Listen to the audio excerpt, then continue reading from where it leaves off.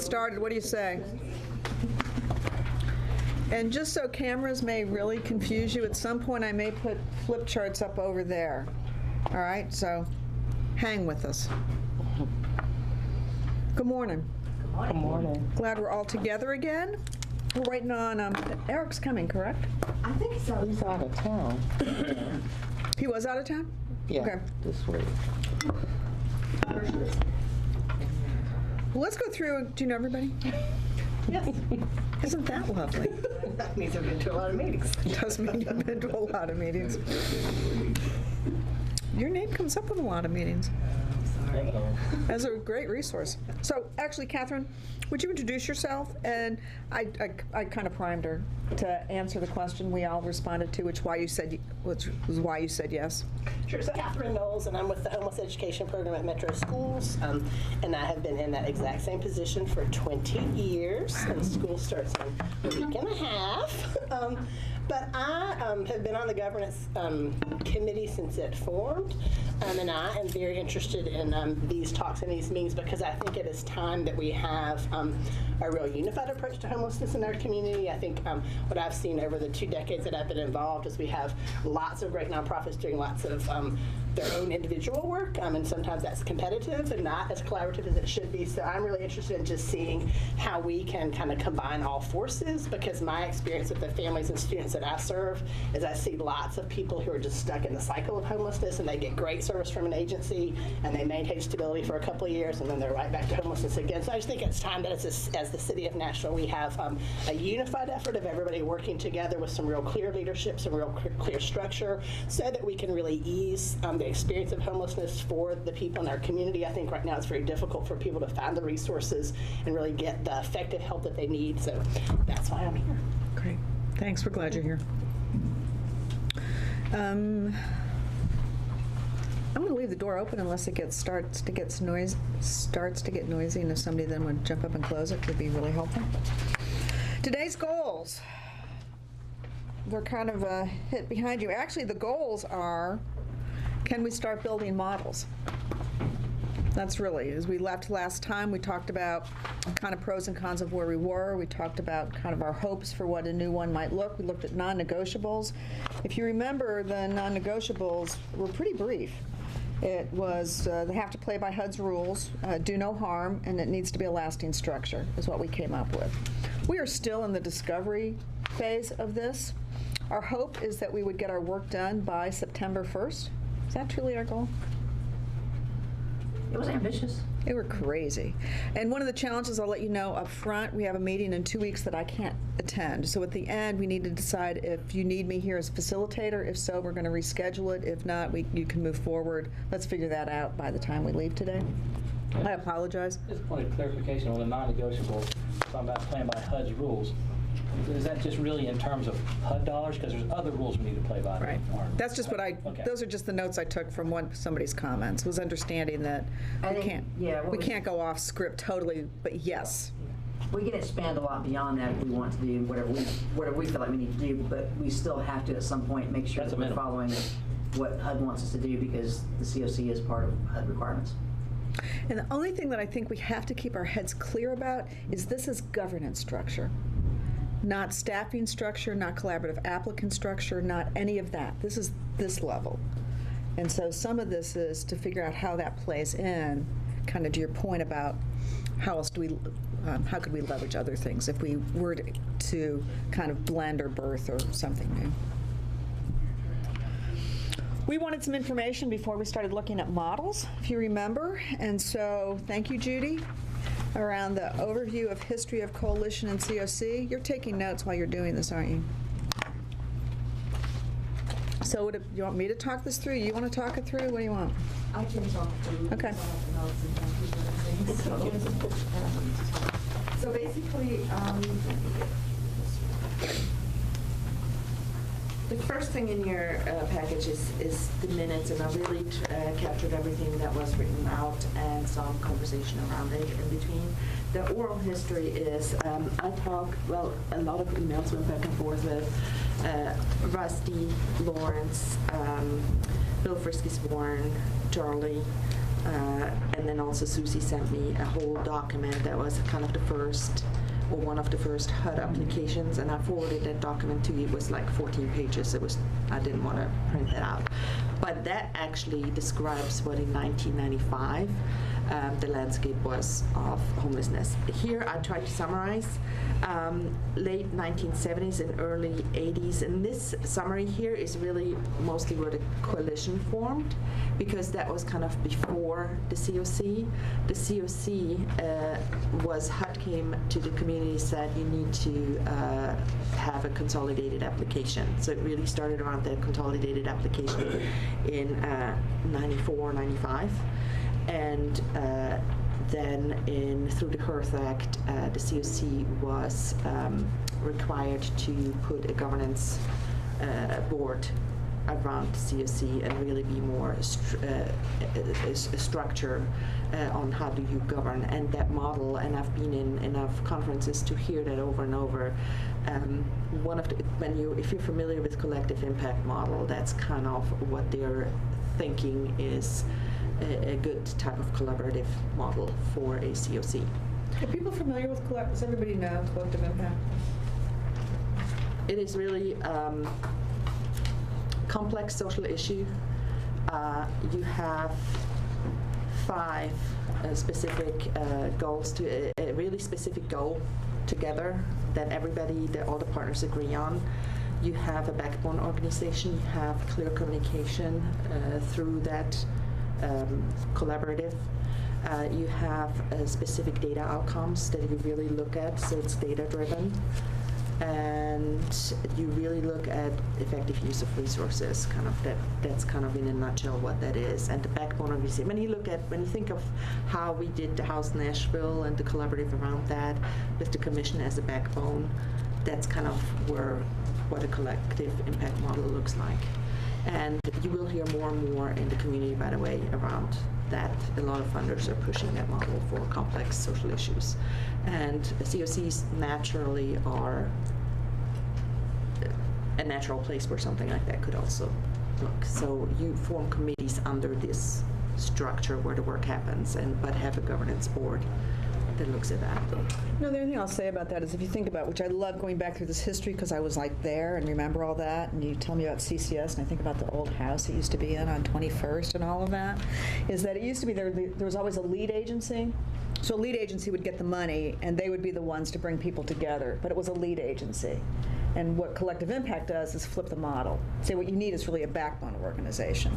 The work happens here, the decisions are here. There's an organization that helps support that decision.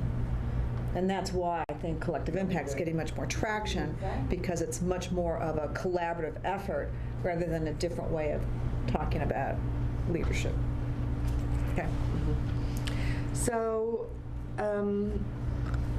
highlights late 1970s and 1980s. Bill Moynihan, can't pronounce the last name, practiced, I still can't do it. Moynihan. Yes, was the ED of Metro Social Services. It really convened a group of people, and you see the names here to start the talks about collaboration around homelessness. Do we know why? What was going on? Oh, it was it was really. I'm looking at Rachel because a lot of the history is around the Rumiden. Actually our history goes back even further, and there were councils, there were council of church services. What is it called? Council of Community Services. Council of Community Service, but there were different groups that were happening all around the city, including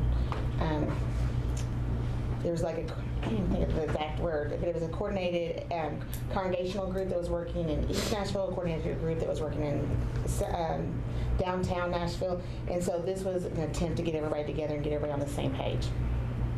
It also had its conflicts, though. that, you know. People hadn't had to work together before prior to this. They really Yeah. hadn't. When you think about it, a lot of it stemmed from deinstitutionalization because state hospitals often served as a boarding house to some degree, if you think about it, particularly during the cold months for folks who were unhoused and homeless. And so all of a sudden, the doors were shut, the beds were reduced, and the community had to start figuring out how to address what they hadn't had to address before in such numbers. And that's when we started with all these groups, and nobody really knew how to work well together. Right. An informal coalition started in 1982 as a committee of the Council of Community Services, which was, and you probably have more history on that, was linked to United Way. Well, it was partially funded by United Way. It kind of went back and Partially. You know, it's weird, isn't it? And when you think about it, the Council of Community Services, this is why I think it's important as we think about this piece, as we move ahead, it was the incubator. So we had a social services incubator. There are a lot of services that came out of here. Weirdly enough, the two incubators in the city were Council of Community Services and Junior League. Odd ducks when you think about it. But this is where services, where Brookham came out of this. They said all I got was like dozens of nonprofits. Dozens of nonprofits were incubated out of this. And so Rusty would have them housed there. Yes. And they would incubate out of that office. I mean, it was a 1982, what we would consider the EC for nonprofits, which we no longer have. Sorry, Judy, this is fun. Well, and you know more, and I'm just going by what I was emailed, so I still have a little, I wasn't here then. So, Kate, she had to have the same last name. Monahan became the first director of the Nashville Coalition for the Homeless, and then Bill Frisky-Sworn was the second director. So she was between 87 and 89, and he after that until 1994. I have a list of accomplishments on the next page. Some of the highlights that Bill sent under both of them: study of the city's loss of more than 2,000 single-room occupancy units, annual work for the homeless, which raised $40,000 to $50,000 per year to pay for moving costs, and then development of a method for enumerating people experiencing homelessness in Nashville. That was before the PIT count. And they recalled that actually Nashville was looked at when the PIT count came as one of the models of how to do that. The biannual enumerations, they were done biannually. They stopped because it was felt, they really focused on the downtown area and the shelters. So it wasn't a whole countywide count or outdoor count like it is right now. So Bill said eventually he just felt that they're just taking a census of the beds, which, the publication of a report on violence experienced by people on the streets and shelters. Also, one thing, there was a national coalition for the homeless that Bill and others there were some Nashvillians on the board there as well, so there was that connection nationally. Standards were developed for local shelter providers. There was a second grant, the Robert Wood Johnson Foundation, to provide demonstration case management program for families. Then the inaugural memorial service, the annual memorial service was started in 1991. And then there was, I was aware of that, there was a meter program in the downtown area, I think there was a push for a council anti-panhandling ordinance, and this was kind of the effort to not go that route. Before Clifton did it? Oh, yes. Wow. Yeah. The coalition came up with an early blueprint for the services necessary to deal with homelessness in Nashville. And Bill is very open and said that he really became more activist in his leadership around that time and pushed back a lot on the mayor and council for some specific things. One of the things I put in there, it's just my personal observation, and I was a journalist back then and started, I think in 2001, 2002, attending, really writing about homelessness, and I went to the coalition and COC meetings. That when the COC meetings were more formal, the coalition meetings and COC meetings started meeting on a Thursday, with the coalition before, the COC after, and COC back then was called the GAPS meeting, and it's pretty much the same setup, similar to what it is right now with the membership meeting. I also mentioned in here, because I think it's important for the history to remember, that there was the Homeless Power Project that was formed as an advocacy group by people who were experiencing homelessness. And I have not reached out to Steve. I didn't have the time yet, but if you want, I can get more history on that. But I do know that Jeannie Alexander, Matt Lieber, Jay Mason were some of the executives that they hired. They tried to be more formalized and hired some executive directors to create more specific leadership around that and help them be more organized around advocacy at that time. When it dissolved, by the way, I remember that they had a leftover grant and some leftover funds that then came to the commission that they, when they dissolved, because they were at one point in a 501c3, and when they dissolved, they had to move their money somewhere.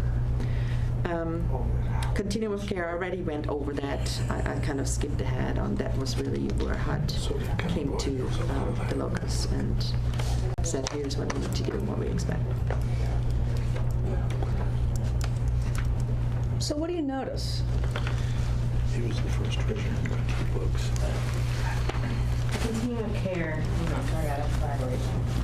It was started out of regulation. That's what I hear. Just from the early days of even the coalition starting, before it is what it is today, everyone was at the table. Even the players, they're not constantly at the table now. And I think we've just got to figure out, as we're moving forward, how to marry those two roles. So when you say the players were at the table that aren't now, who might? Well, I mean, the mission's not at the table regularly, and they were early on under Carl Wiesner. As I remember, it was actually my first meeting. It was when all the different meal programs started around the city that was the contentious point. He needed help, and his vision was to everyone help in his location or unified. And I think the rest of the group, as I understood it, wanted to do more satellites. I'm not sure which was right, but that's where the conflict started. So I think some of the conflict we're having today isn't any different.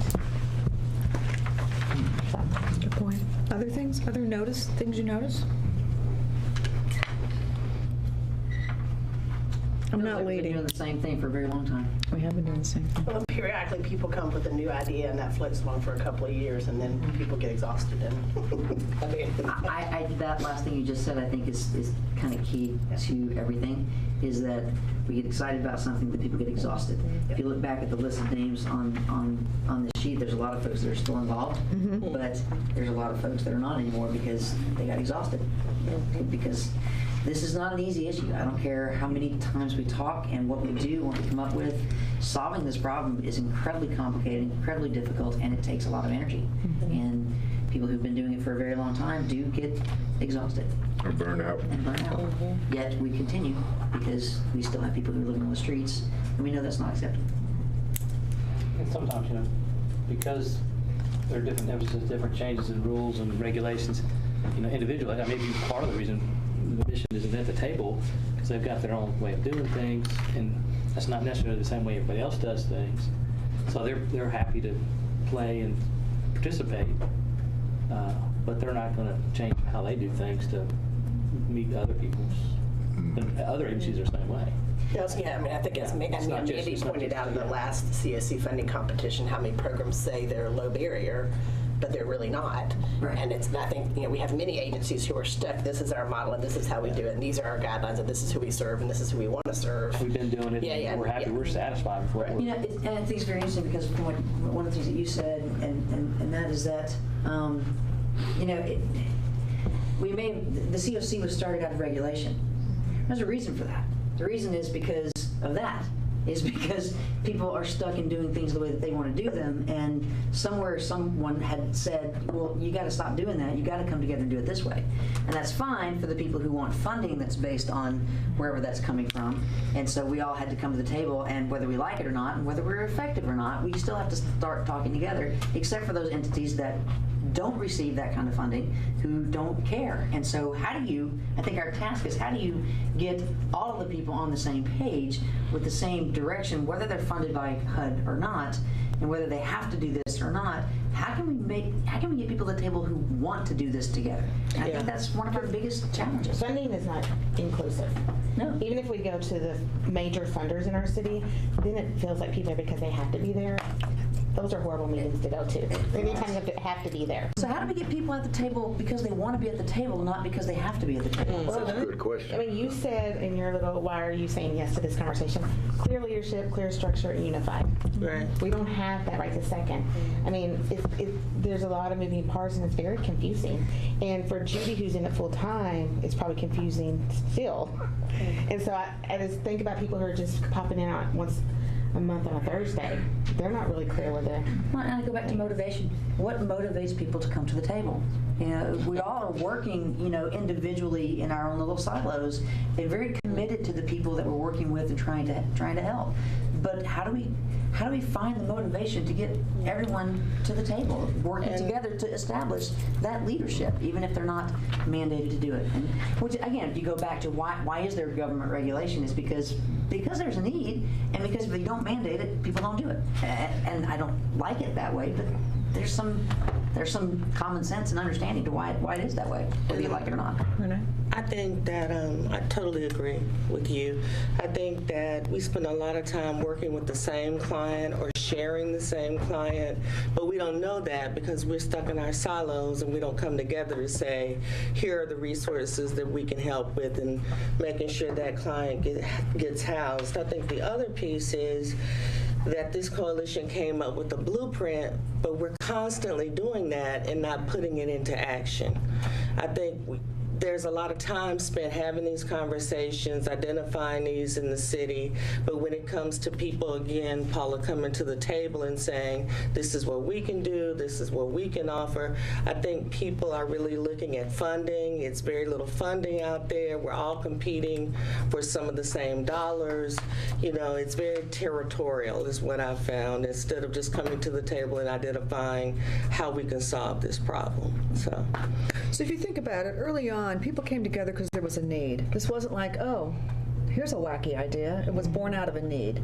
And the nice thing, back in the 70s and 80s, there wasn't much infrastructure, so you had about 6 people coming to the table. I mean, there were about 6 leaders in this. They came together, they put their heads together, they brought other people on. We're not there anymore. But the shared need provided shared accountability.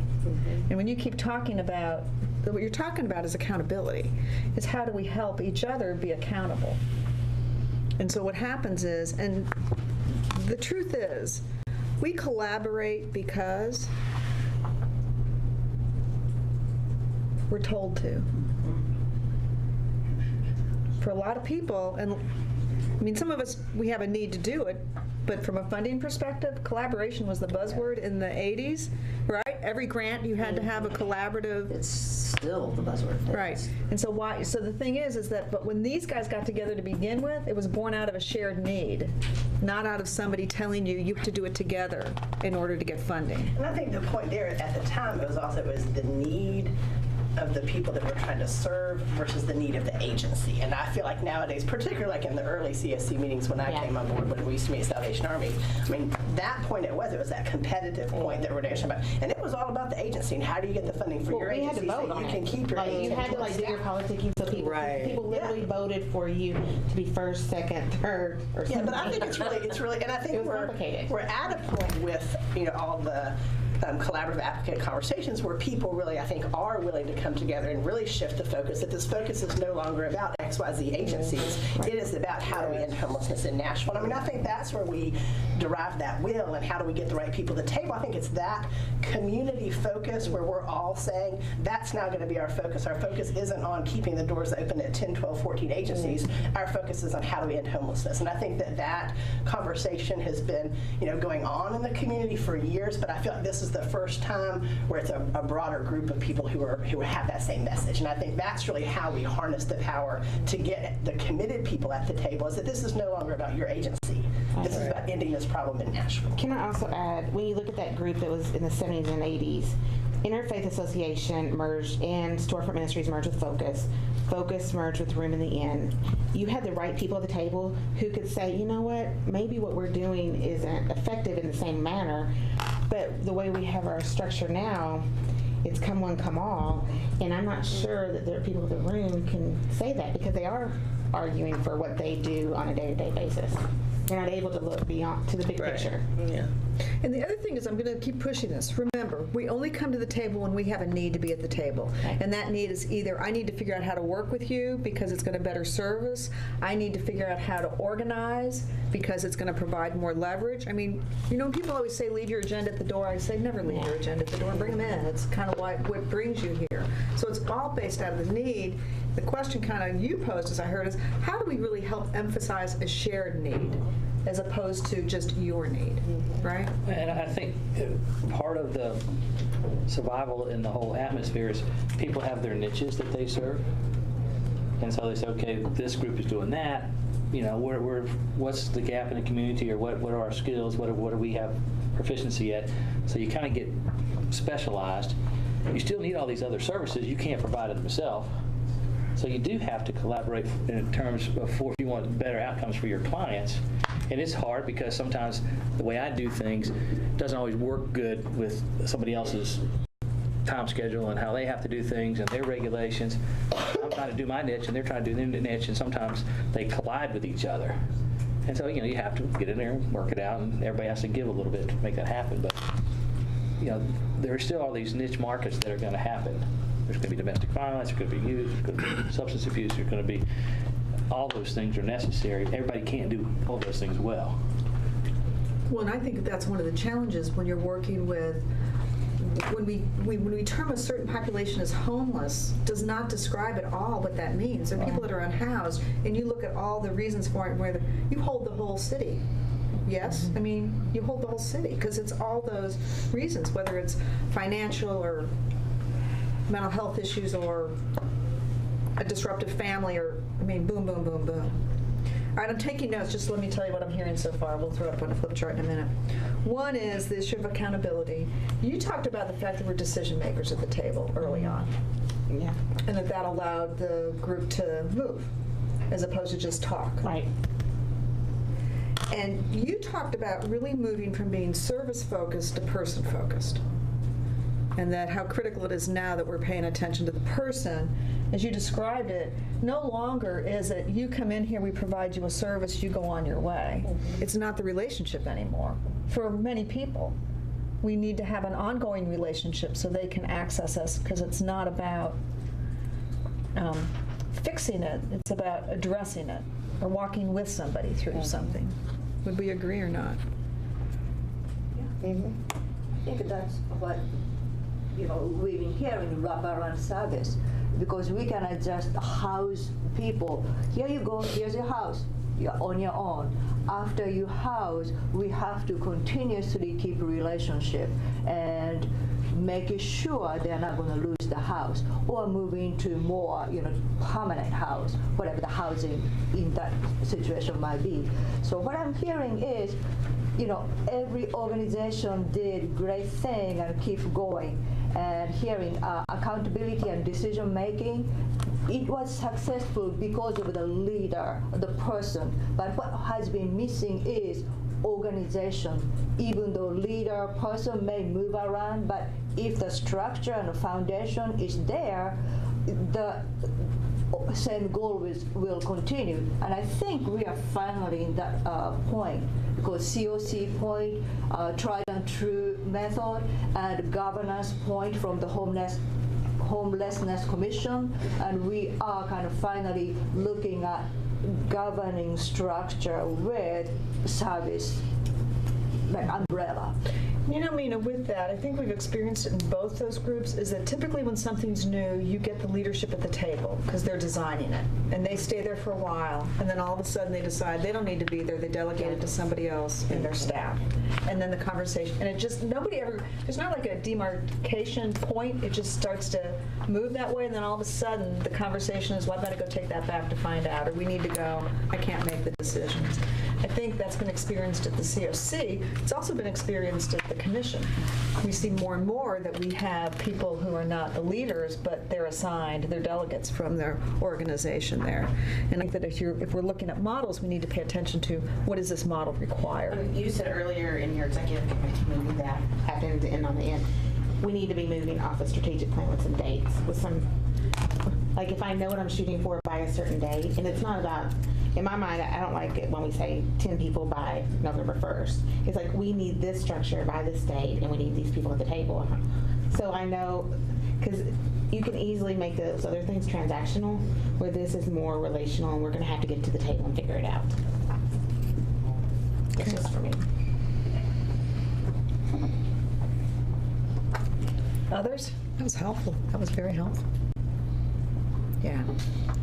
So, Thank you for doing the difference. I think it is helpful. I really recommend to take the time to read that 14-page document. Because it really, some of the things in there to describe, you take the 1995 out, and you think it's today. Great. yeah. Okay, here's an aside. Anybody ever read The Fourth Turning?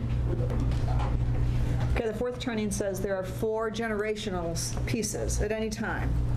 It goes in 4s. And that at each turning, there's a different generation. You find out why we have conflicts between, but different times in history. And right now, we're in the 4th turning, which is all about chaos and uncertainty. Fascinating. Look at where we are. Okay. City models. All right, so with that kind of as a backdrop, and if we think about those things, and what I'm putting in my head, and as we kind of move into design, is to think about those things around, accountability, decision makers, becoming person-focused, relationship-focused, is actually what you just described. And this notion of people get exhausted and quit. So as we think about building a structure, kind of that notion of that first meeting is how do we build a lasting structure? And again, I think as I've been hearing from you, is like, this isn't a fait accompli, we're building a new structure. We're looking at models. So whatever models we create need to have those ingredients in them as well. Yes? So we did a little outreach to find out about other cities. It's not easy. They're really, I'll kick it back to you, but I'm not sure there's a replicable model out there we can say, oh, we'll just do what they did. So, each city's different. Yeah. Each need's different. And I shared the email that we got from Cloudburst, and then, frankly, I wanted to dig a little bit further, but didn't get to it. I just, so I will do that hopefully for the next time. It's just that dual thing there. But there are maybe a couple of cities, Liz found Atlanta, that may have an ordinance that actually is tied to the COC. I found one, and I cannot for the life of me remember what it is, or where it is, in Florida somewhere. Was that the Baltimore DC one? I haven't looked at that one, but I found one in Florida, but I couldn't pull up the actual ordinance from that one that I looked at, so I'm still need to dig a little deeper. But the concepts are all about, it's pretty much the same, where it's going back to that collective impact model where you have governance that is, you really start thinking about who needs to be on there. like the decision makers. And I'm going into, and I asked Dion to stay here. So we were in a session. So we were in a conference last week. That's why we were out in DC, National Alliance to End Homelessness Conference. And one of the things that we set in is what does a governance structure need to look like? What leaders, who needs to be on that governance board? And when you looked at that, this guy was just, some people were a little bit offended because there were a lot of providers in the session. But he was like, you start with no providers on there. You start with how it really outlines all the community representatives. You look at hospitals, you look at neighborhoods, you look at business, you look at bankers, you look at foundations, and you start there. And then if some of you really want to add the providers to that top governance level, you look at people that represent, for example, a transitional housing. You're gonna then be the representative of everybody, the providers as transitional housing providers, as shelter providers, as permanent supportive housing providers, and you make it very clear that's who you present. You're not there to present necessarily your agency, and that's the top level governments that we're talking about. Anything I'm missing on that piece? One of the things he kind of brought up was that homelessness is a community issue. So if you only have service providers, it's only that the service providers in the community, it makes the city seem like that only the service providers care. And then it brings about a perfect segue to the exhaustion efforts, because you provide the direct service, then you go to the meetings and you plan. Then when you leave here, you go back to providing the direct service, and then it's a constant cycle that could possibly lead to that exhaustion. He was making the point that it's a community issue, and that oftentimes some of the better ideas may come from other sectors, like the business, if we're talking about fundraising, or if we're talking about any kind of ordinance or any kind of community involvement plans. We bring in different individuals to the table at the governance level. The service providers are more at the committee levels, where the work kind of takes place and then it reports back to the governance level. It's all about data. And then even with the governance structure and the forming of the governance, having some type of orientation period or orientation for new governance or new members to any type of organization, whether that's CLC, we can correlate that to the commission board, we can do that anywhere, but having some type of orientation to quickly, now this isn't a long drawn out period, but this will quickly get new members informed and educated so they could possibly hit the ground running. So it's really clear roles, and I really, reflecting the community. If you only reflect the service providers on the governance, then the community has a way out. This is not our issue, this is the service provider issue. And the data piece is every governance discussion needs to look at clearly certain data outcomes. And we know, we have some guidance from a staff level from HUD. It lines up with HUD, and then you add your 2 or 3 local points, and you stick with a few points that you look at consistently how you're doing as a community. So it's like you take the guidance from, how do you do with the HUD requirements, and add your own local data points, and not many. I mean, it's a handful of data points that you consistently discuss and look at. And this also allows for, when committee report up to the board, if a banker isn't known, they're going to ask different questions and make it harder. They're going to ask us the harder questions of why is it this way. And my board, I don't know, only because we've gone through the merger is the only reason I'm using this. My board has gone from the old ways to a more business board, and it's been complicated, but probably the healthiest thing for our agency.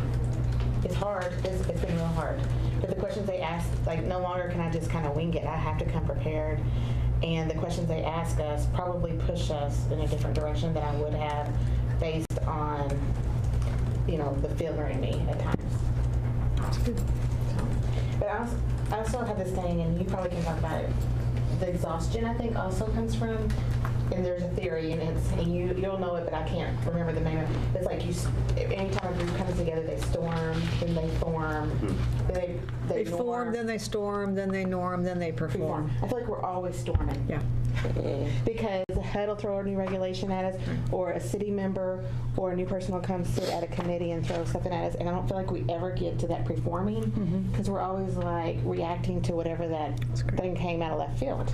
And we're stuck there because we don't have the leadership. We are We've been totally on the stuck there. governance committee. You and I have been on the governance committee for forever, and so we go to those meetings, but I'm we tired. still don't even know what we're in charge of, or Right. what power we hold. Because if what you we're think supposed about to it, it's do. identity. Yeah. You know, it's kind of like what my role is. What's the identity of the group? What's my It identity? keeps us in chaos. Yeah. You know, it's not, I don't know, because that sounds like the leaders are not good leaders, and I would take exception to that, Kathy. And I think But we don't feel empowered. That's Governance the doesn't word. feel empowered. That's the word. You don't have the authority. You don't have the. You've got great ideas. You've got good leadership. But we You can haven't do as been much able as you to can do do, but you can't do anything with it because there's nothing else behind that. We're always It's having to authority recreate to- ourselves instead of saying, Right, there's no here's where we are authority. in Nashville, and these are the 6 topics we're conquering in the next 3 years. Right. You can lead Right. people all day long and be a tremendous leader, but if you've got no authority to actually accomplish what you want to lead them to do, then you're never going to get it done. And that's where we've been. And that's the We've got challenge. no You've had a authority. plan from the commission without authority. And if you think about with HUD, it's counter to any other funding method. Yeah. Because HUD treats this as their subcontractors. Right. You know what I mean? And most other, back when I used to teach grant writing, it was like you think of what your need is. You don't first think what they need and try to make, you look at what your need is and see how that funding connects back to your need. But HUD flips it, which is why it kind of keeps us in a state of chaos. Not saying it's not important, it's just like call it is what it is, then you can deal with it. Is that they have a set of requirements. They're using service providers here as their subcontractors and fulfilling those requirements. Right. Right? And so you think about it, if there's a way of putting this together, then how do you honor that? Because that has value, while honoring how you also leverage others as well. And I think that's where it's happened, is that when you've been so singly focused, you're limited. Right. So it's like we haven't decided what are the most, and I know groups have, and so I agree with you. There's good leadership around the table. It's just hard to organize this in a way that we want to meet the HUD guidelines, but I want to know what is important in our city. What are the top 6 things? And I will be at the table, and I will help us get to that, whatever that is. I mean, like the cold weather or anything else we've tried to accomplish, but it's really difficult when these things mesh. So I think that's where all the personalities and different visions come in. It's really complicated. Other comments? Just good, bad, or indifference. I mean, the various funding sources that we have, when you go to HUD, this is the hardest I got to work for the least amount of money. Yeah. So it goes to the exhaustion piece. I mean, it does kind of force us to come to the table in a way that we don't, in the other funding sources don't force us in that. So why do you do it? What's that? Why do you do it? She asked curiously. Why do I do? Why do you go after the HUD funding? Because there's a limited number of places that you can go. There's not a, they said this is, you can do this, and it fit within our mission, so that's why we go at it. Now, it doesn't fit within our mission, so we're not in the game anymore with HUD. But you got to stay at the table because as a good leader, even if you're not getting any money this year, you don't know how things might change next year and might better the population that you're servicing. Because, as an executive director, I'm charged with, I got to, make the budget work. Right. And so I'm always wearing that hat, even though I can't leave that hat off at the door. I mean, I do need to understand I'm representing other things and there's a bigger picture than just what I'm made. But I never take that hat off. Because I need to see, can I hook onto this? As my mission, at our mission, what we're doing, does that fit? Does that flow? How does that fit in the big picture? What's my lane in the city with the homelessness? And this is what I can do, and I'll do that really well. I can't veer off over here just because everybody else wants to go this way. That's, God bless you, do it. But that's going to take me off my mission and what we were designed to create it to do. So, when we can play at the table, we want to play at the table. And when the rules change, then the rules just change. I don't have any control over that.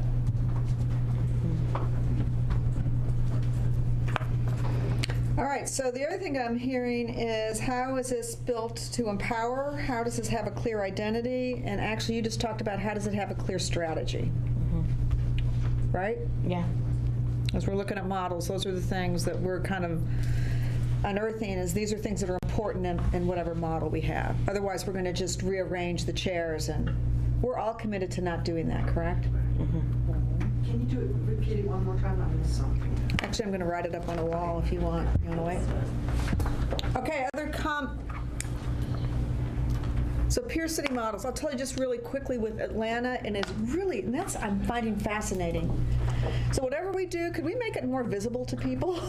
Because it was hard to find it out. They had a county model, and then they went to a city model. And the city model is now under their government, but it's funded.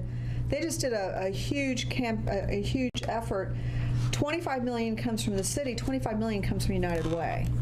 So they've been able to, and theirs was spun out of United Way. That's where its original home was. So another interesting model of looking at how do you bring in some of those key partners that have not been partners here. So, actually, guys, something to think about as leadership at United Way is going to change. So what I'm hearing at this point is that there's not a lot of information out there easily found that gives us some information about what other cities are doing. Is that Right. So here's my guess, is that I think today if we go ahead and kind of push on some things, we might decide to take, and Judy, you can do what you can do, or we can take on some of that. It might be a call to somebody to say, hey, here's what we're doing, can you help us? What I'd love to know is, as you move through this, what were some of those pitfalls we need to avoid? You know, what are some of those things we have to take into consideration? It may be a better conversation than it is trying to get information off the webs. Is that what you were asking? no, What? that's okay. Go ahead. No, there's a level of frustration there, and I'm not sure where it's coming from. So It's just move on. the governance, the hard piece was to really, what I looked for quickly, in a limited time, is if there was some ordinance attached to it. You know, like what we have. Okay, so that's not what I was thinking that we were supposed to be doing. I literally wanted to know what are other cities doing when it comes to their continuum of care and homeless services. Not are they connected to city ordinances? Not. Oh, yeah, that was that one we had. That's I in could charge. Okay, that's what I thought we were doing. And the only I'm thing I want sorry. to be careful about is because we're only here about governance, we got to pay attention to governance structure. So it is about how was their governance structure organized.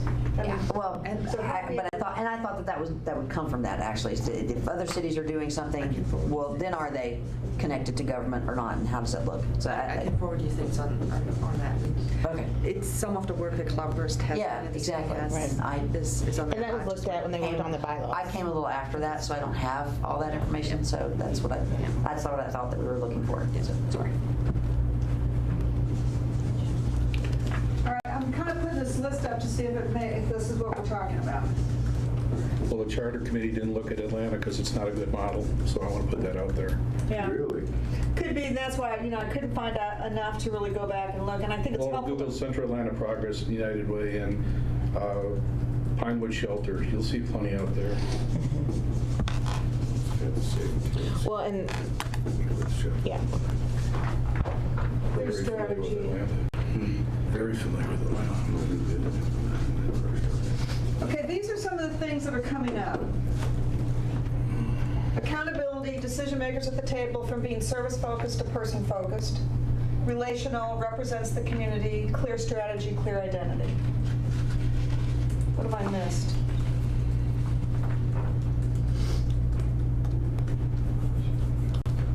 Authority, empowerment.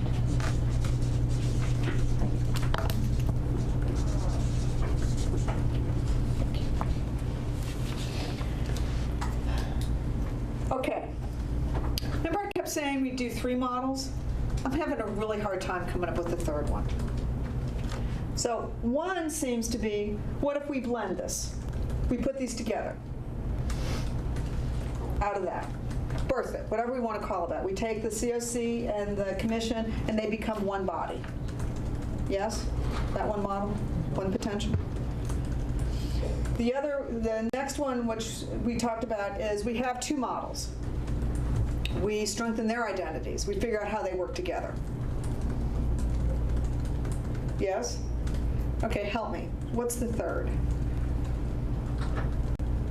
Well, the third is what I heard Judy and them say is, it's not a blending, it's basically non-providers only, with providers being below in a committee? I just want to make sure I heard that right. It's just, if whichever board it is, it's the board composition to think about that. But they did have You some, could go with both. so they were open to some providers being on there.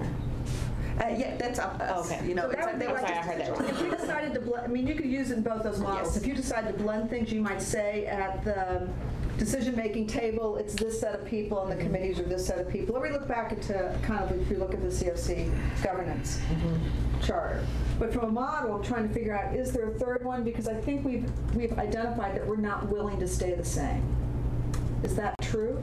Because the third model would be we don't change, right? Right. Right. Well, I don't know where this fits in the conversation, but, you know, part of the cloudburst, you know, they said you just get a whole different nonprofit, and that they didn't see that was very viable. Even if you have, that's operational, that's not governance. Okay. That nonprofit is still going to, even if that happens, that nonprofit has to report To to a govern in a community certain way. board. Yes, some form of governance. So that's why it's like that is, it's where it gets confusing, because you got to put that, all that conversation over here. They do kind of cross over. At some point they could, but even if you played it, say you blended it all, rolled it all up and put it into put all the operational piece into a nonprofit, that nonprofit still has to report to some kind of community board, whether that's the COC governance board, whether that's the MHC, or whether that's someone. Third model.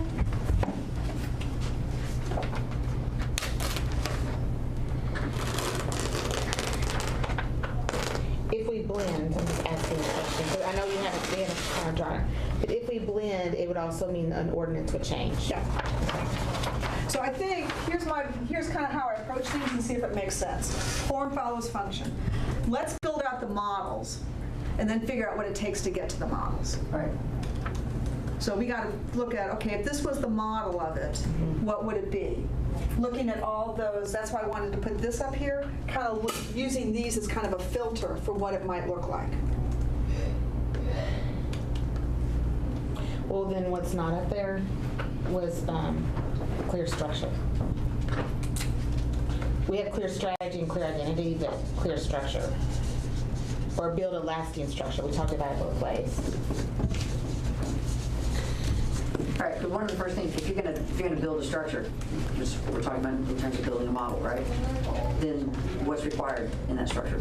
I mean, there are certain things that have to be required from either entity. If you're gonna blend, both entities have some requirements. So how do you put those into one thing? That's what we need to do right now. Right. That's what we got to do some. That's why I'm glad that we're hitting up right at, we have a whole hour left. I'd like to take about, if we think that there's just two, we're going to divide it into two work groups and kind of throw paper up, if you will, or sit, but look at, okay, if we were going to do this model, what would that be? So if you were going to do a blended model, okay, what is the, you know, I always start with kind of what's the identity? What is the identity of that? And if that's the identity of it, then what does it look like? What'll happen is, you'll start to through this, you'll either go, oh, that does make the most sense, okay, great. Then we might go do some more research on that.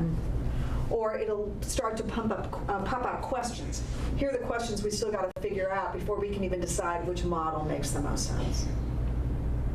What I don't want to do, I'll tell you honestly, is choose a model and then build it out now. You know what I'm saying? I want us to look at both of them before we make a decision.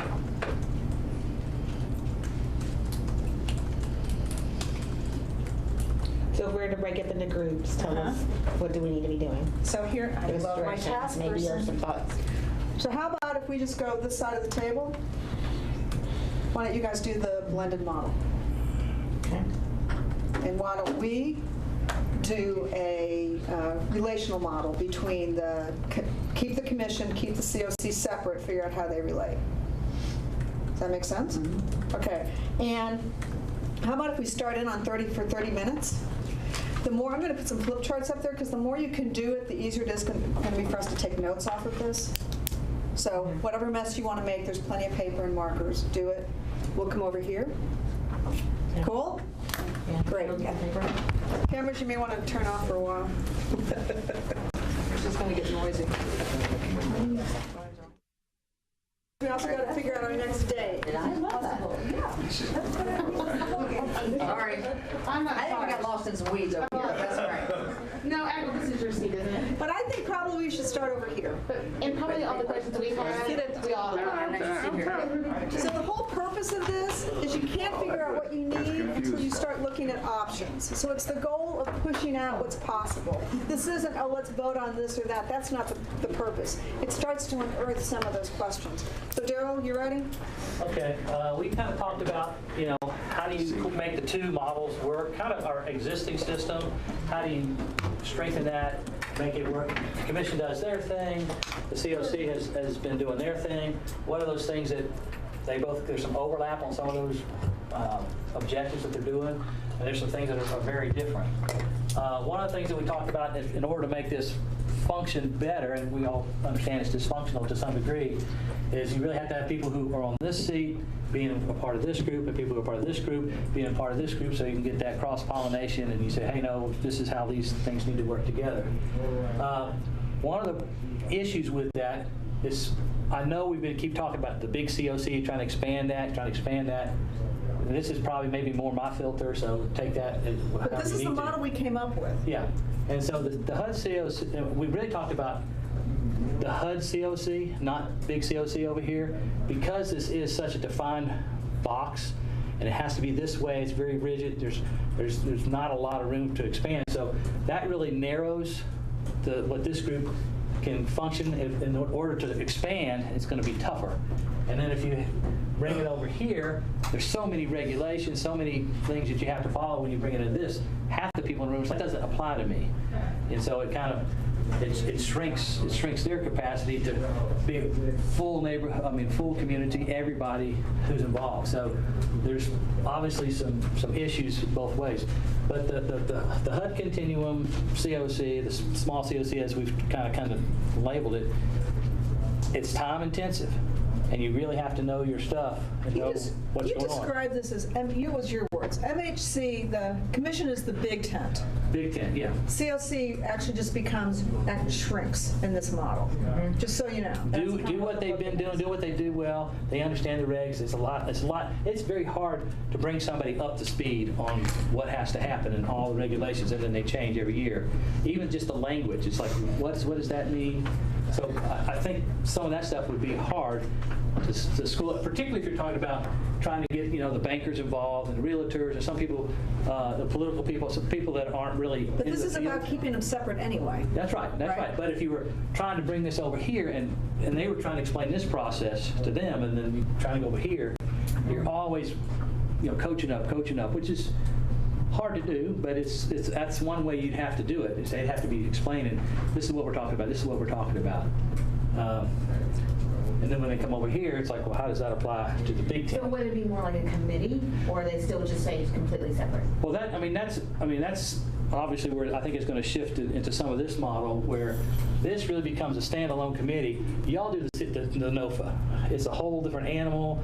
It's its own thing. It's a process, and y'all report back to the bigger group. Here's what NOFA did. But as a community, we got more objectives than just that. But it might work better in a different model than to try to say. Okay, wait a second. We got to describe this model first. Okay. All right, sorry. Then jump in. Same problem. If this model was to work, you would see MHC is the big tent, COC is just very much HUD focused. It would be the HUD funding. That's how it would operate. There would be shared membership between the two around connections. The roles would be different.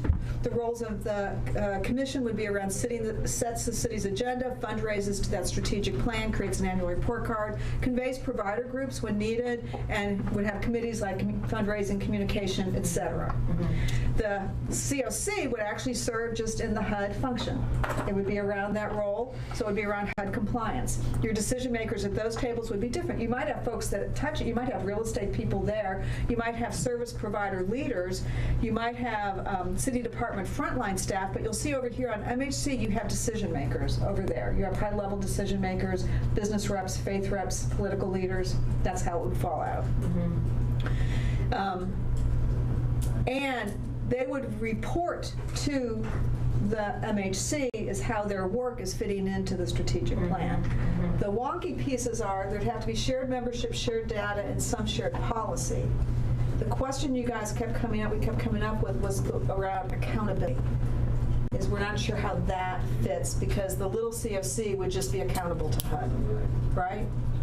Well, yeah, I mean, in some ways, but I mean, if they're going to try to coordinate together, that is who answers to who, and that gets, fuzzy. Who's the ultimate authority? At some point, we need some kind of ultimate authority. Ultimate authority for what? For the direction that the city wants to go, that the community wants to go. Here are the issues that are our top 5, 6, whatever they are, and we've all agreed on them. We can get some of them through this process, but there's something that this process doesn't cover. Something outside that process is going to get us further down the road on that agenda. But everything that's required in this process doesn't have to be everything that's required for this group. They have a broader leeway to say, by doing this, we're creating some gaps. Actually, I'm going to say this model shrinks the COC. Yeah, it shrinks the COC and it grows this. Because otherwise you just have otherwise we stay exactly where we are right now. Yeah. So if we were going to still have those two, that's the best we came up with. And we've been trying to grow this, but we can't grow this with that. We're just trying to make the two come together. It's been... I need to make an education insert. The COC, 3 things. One is the geographic area, one is every community providers under it, and one is the small COC. So the COC, how HUD wants it and how everybody's pushing it includes. We could sell it to HUD that this is a system approach. Yes. You could sell it that way. Yes, and I think and that's where, when we talk and stuff, I'm really focusing on the terms housing crisis resolution system, and then clarify the roles under it. It could work. I just needed to make that very super clear that HUD requires more than just an offer. And that's what's happening. I mean, quite honestly, we're not here. If they didn't ask us to do this, we probably wouldn't be. I wouldn't be in this room. If they didn't say, okay, y'all have to have this big COC. I got to figure all that stuff out. That all. But Daryl, a lot of the only that. thing to remember. A lot of that came. If they hadn't asked, we would have. Good. Because this is not functional. So that's why the only way to make this functional is you got to blow up the MHC a little bit to have a much more robust role in the community. Because otherwise we are just, what somebody said, sometimes we just hold people in that condition. It's like we're holding ourselves in this. Well, and what I think this smaller COC doesn't feel like they felt like they've had a stick to beat people with, and so you got to do this, and it hasn't been a carrot. And so it's like, how do we get other people involved if there's no stick to beat them with? What is our incentive? What is they don't have anything to offer. We can't offer any money because you don't do things in this way. So to pull them in is difficult because they only had so much leeway they could offer. So good. That's that. Question? Possible? Oh, I love this trio. Reasonable? Is it reasonable?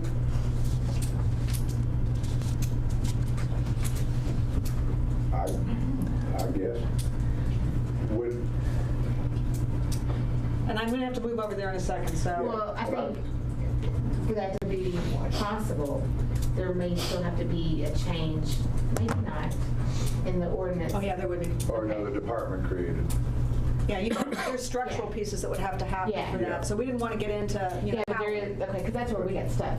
Yeah. I'm gonna have to be right at 11:30 because I got to be in Gallatin afternoon. Okay, well, let's flip over here then. So yeah, you're looking at structural changes. Either way, that's Yeah, we knew that. Yeah. Right? Who's talking? Not me. Oh.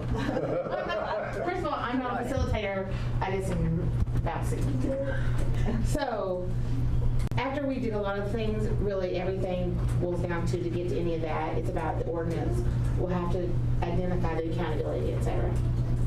And so some of this may be in the weeds because without that ordinance, we don't. But that's okay, we got to inform the ordinance. Right. So we need all that stuff. Because the big questions that we have that are still lingering out there is where does that authority come from? Ordinance change, a board, a government, particular agency, where does it, because does it become another ordinance that lives under Metro Social Services? And that's where we got really lost. on the accountability part, really. Okay. However, these are some of the things we'd like to see out of that group. Oversight of the federal, state, and local funding and scoring. So if we score badly, then they're going to have to help us figure out how to get a united vision on how to get additional monies. Oversight of the grants that are directly to the new entity, and out of the new entity. Oversight of the data management. Guidance for needed policy, both at federal, state, and local levels. Power and authority to act on behalf of the community. What does that mean? The community at large. What does that mean? All of Nashville. I don't know. What is power and authority? Give me an Well, example. we don't know. That's kind of where we were getting lost. Yeah, who gets to enact a policy that states Nashville will do this?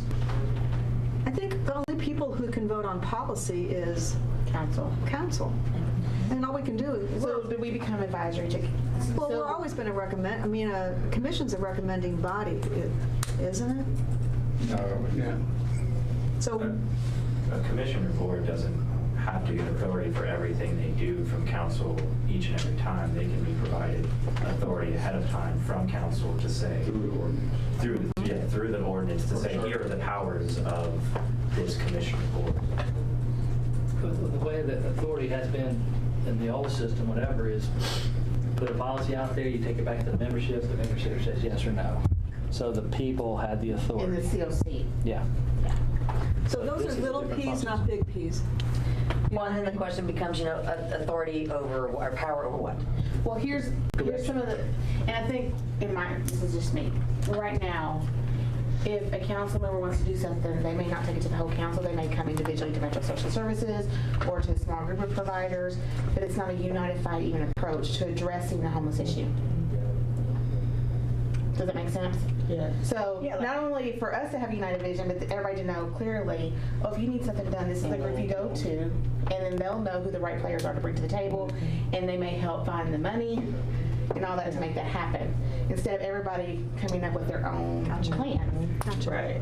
Well, yeah, because doesn't the taxi commission, don't they get to say who gets licenses to be taxis? I mean, they have that authority to grant those things, right?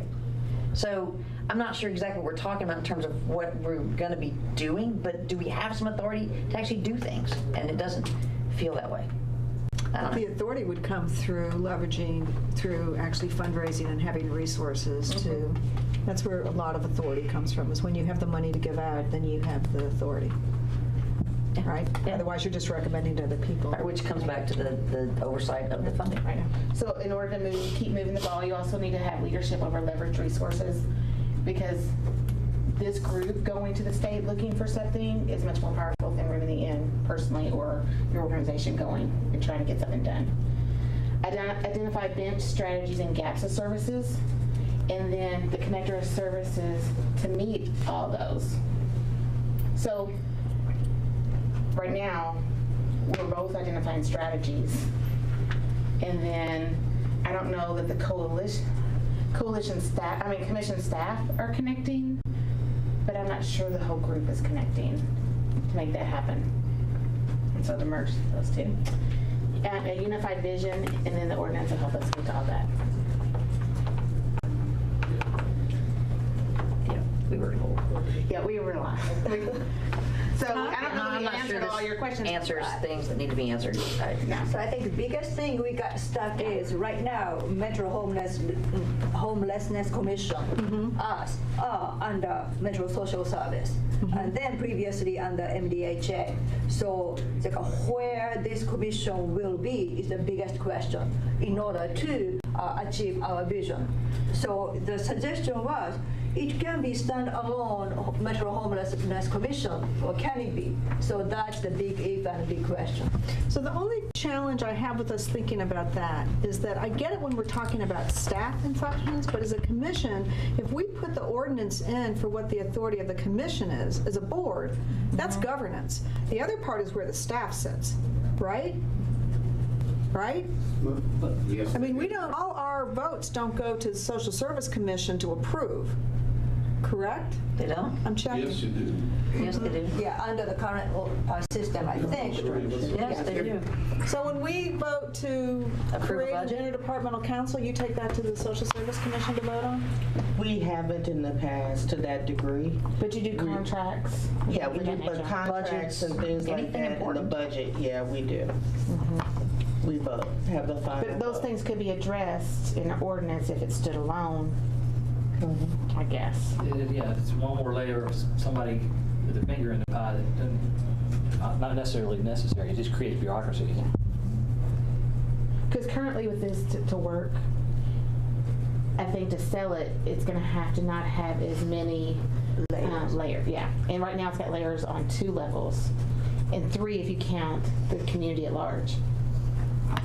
So as you guys are describing that, what areas in the city, you may not be able to, this may be a question, if the commission goes to a standalone, what areas of authority does it take from other entities currently operating those areas of authority?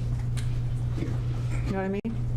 Like right now, the mayor's office has a lot of authority. Does it take some of that? Does it take it from social services? Because I'll tell you what the challenge has been of every mayor. They do not want the administrative costs with a new department. I've heard it over and over and over again. That's what I said. That's very true. And so But, go ahead. I'm But sorry. the question would be, if we made the case, here's how it looks, this is what the value is. I think before it's been a conceptual, that this is where we as a group say this really needs to be, then I think we build the case and start figuring out how we move towards that if that's the will of this group. But first you have to decide on who we are, But okay, just, we're still at a planning piece, Warren. to make that case, okay, because Right now, I'm going to tell you, so this is where I got to say, I appreciate your being here, but this is between the MHC and the COC, right? no, not for me. 'Cause Well, I don't, but that's who this group is at this table. I understand that. But what if you were looking at everything that's on the newsprint and try to go back to before any of this existed? What would you create in order to allow all this to happen? Okay.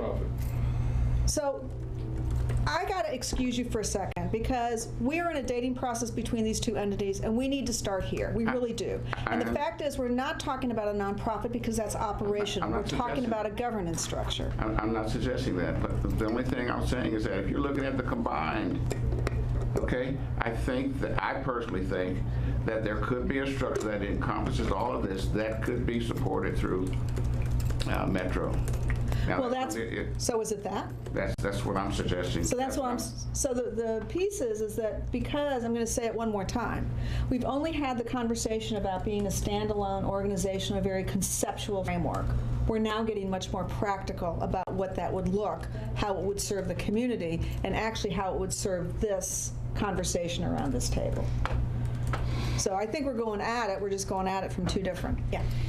Just to point this out, and again, I haven't looked at this stuff for a couple months since the last time I was here. I mean, Josh can speak to it better than I can, but from my memory, one of the big issues with creating a new standalone full-on commission that is also the COC governing board has to do with the membership and appointing of membership, and that the COC has certain people that are supposed to be a part of the membership that are, and then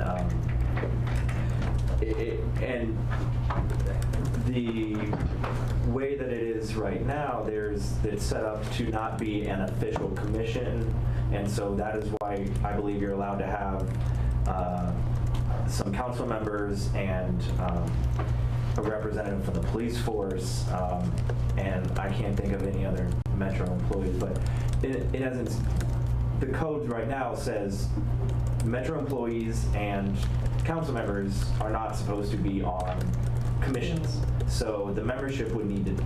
So either the membership of the standalone commission would need to change, or there would need to be a very big change to the code that could possibly, if I'm remembering correctly, include having to actually change the charter itself, which requires bringing it to a vote across countywide during the election time. See, I I would suppose that if we were going to try to make this a standalone commission, then what would happen is that we would no longer be able to have council members to be on the commission, and I think that would be where we have to decide if that's okay. And I think that would be okay if that's what we're talking about. Yeah, but And in addition, because I'm not remembering that well. Aren't there like certain members from the metro government or from the local government that are supposed to be Ex it officio. is, yeah, Ex officio on here. they're ex officio. I think Yeah, okay. every commission structure is different because Human Relations Commission have some spot a Metro Council representative or so each department like a whole Metro Planning and Zoning That's in the charter. Commission. Yeah. That's in the charter. This isn't. Right. That's the difference. So this is created by ordinance as a homelessness commission 10 years ago, actually 12 years ago. So I think we can go back to ordinance to change that ordinance or update. Can it be done without going into the charter? That's what he said. You can't have a council member without a charter. So here's the thing. Yes. So as we're looking and we're drawing to a close, Yeah, I don't Yes. want to take up too much of your time on this one thing. It's just something I wanted to point out. That's helpful. To keep in mind. so the thing is that if you think about how we're moving forward, do we still want to consider both these options? Well, I mean, I think part of what he's saying, we don't know what the roadblocks. Well, wait a second. So the thing is either we say we're going to consider both these options and we'll keep building them out, or if we say we don't want to consider this, we want to move to look at We this, need to consider both of them to find out which one is the best. well, then you build this one out in two different ways. You build it out, one as a standalone commission, and what are all the And that's barriers option to it, and then, or you build it out as a continuing to report up to social services and what it would look like. So all I'm asking, we can do all three of them. Yeah. I'm just trying not to do unnecessary work. So again, is there value to continue to build this out? Yes. Yes, I think there is because I think what you said, there could be roadblocks that we have not foreseen yet when we start building these things out. And I think you're right, we do need to build it out in two ways. One that stays as a sub-commission of Metro Social Services Commission and one that could be a standalone commission. Because I will tell you that when we take these models and these suggestions back to the community at large, how those things look and what the details of those things are going to make the difference in whether or not the community decides on which one they decide on. So I think it is still valuable to continue to flesh that model out, as well as build two particular pieces of changing the ordinance and creating something different from this merger. So then, let's think about how we move this forward. And one, I was kind of a mind that with both bodies, we're keeping everybody updated on kind of where we are and what we're thinking and what's happening and no decisions, and so that people are informed. Right, Yeah. so on Right. that, the COC asked that the minutes be shared from this meeting. I know you were out of town. Public, so I don't know why we wouldn't do that. Yeah, but well, she was out of town and the meeting was last week, so. We just need to approve minutes and then they're posted. Yeah. And they can just go in and have a link to it. Which means the minutes are not approved until the next meeting, so they don't get posted until after the second. That's I have to go. Thank you. Thanks, Linda. We'll let you know. Just to let you, so, do we want to take our next meeting and actually then divide into three groups? Yeah, okay. And do this one? I just Do we want want to go offline with this? I think two groups, because this one is just combining, it's just, merit or standalone or existing Well, social. the only thing I'm going to say, and we can do that certainly, is now we're looking at structure. If we were going to do the standalone, what are all those things that we would need to take into consideration? If we were going to do it under social services, what are all those things that we would take into consideration? And then if we were going to keep this as two separate groups, what would? So if y'all can think, if we can do that all in the room, or do we need to divide and conquer? I think dividing and conquer might be the best way to do it. But I will tell you that in order for this model to be built out, we need some more expertise in terms of city government. Yeah. Legal. Yeah, legal. Well, and my other thought is, when we divide and conquer, maybe you can get more done, but, they got some things maybe they can add to here, we may have some things we can add to there. That's the only thing I hate to leave out, because there may be something on. And then you don't have to bring me up to speed on what the process was. We're already there when we come down to say, which looks better. So here's the challenge, and we can do a doodle if we want. I am out the 8th. And again, y'all can decide if you want to continue to meet. We're in a scoping out process. And at some point, we've got to go back and look at, regarding everything we've talked about, which model makes the most sense, right? So. You're here on the 15th? Can we move it back 1 week? I'm not here on the 15th either. I thought we had an executive meeting that day. No, we moved it to the 22nd. Can we just go to the 22nd? Yeah. Could we pull off a 3-hour meeting on the 22nd? I say yes. So Tuesday, the 22nd from 9:30 to 12:30? Yes? Sure. Let's do that. Let's come back in the room. We'll get all this typed up. Think about it. We'll get this out to you so you can think a little bit about what other questions we have to ask.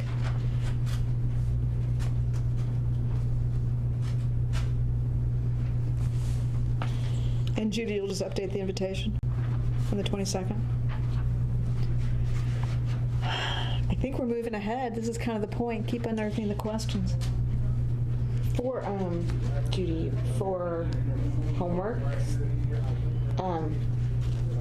either you could or I could get from Susie everything that is required under the HUD CLC as because we have our governance meeting, so that because you know what I'm saying, like what is required. It's not just about the NOFA.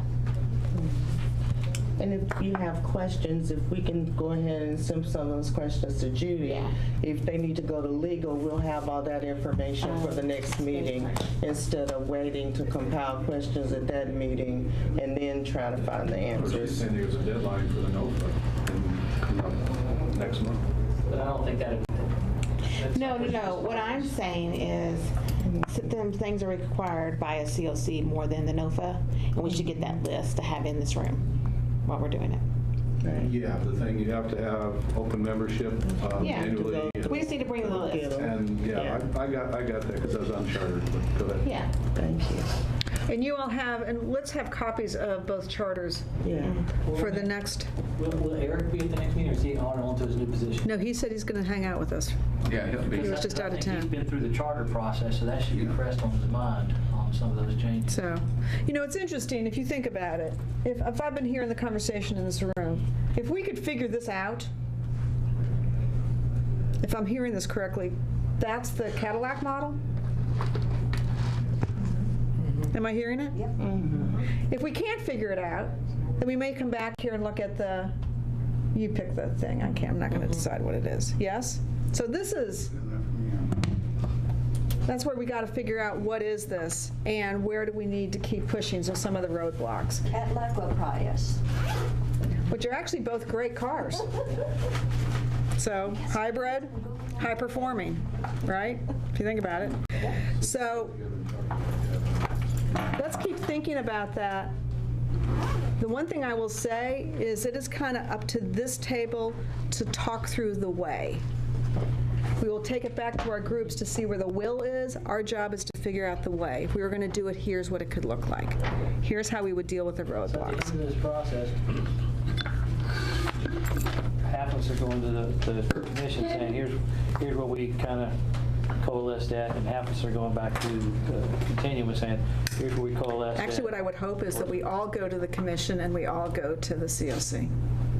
But I mean, but we're going back to both of those groups. I guess the question would be at the end, does it make sense to do those two separate things or one thing together? So there may be some benefits of doing it separate. People feel free to say what they want to say. Maybe, I don't know. So my guess is we're going to present it to the groups for discussion, not just for vote, and then we'll come back for, right? Yeah, So, we got to live with it for a minute. yeah. Great work, y'all. See you on the 22nd. Thanks.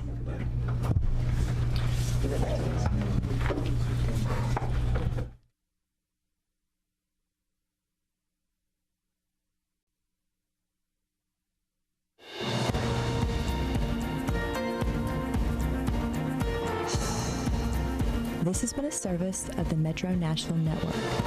If you would like to see this presentation again, or for more information about this and other programs, visit nashville.gov.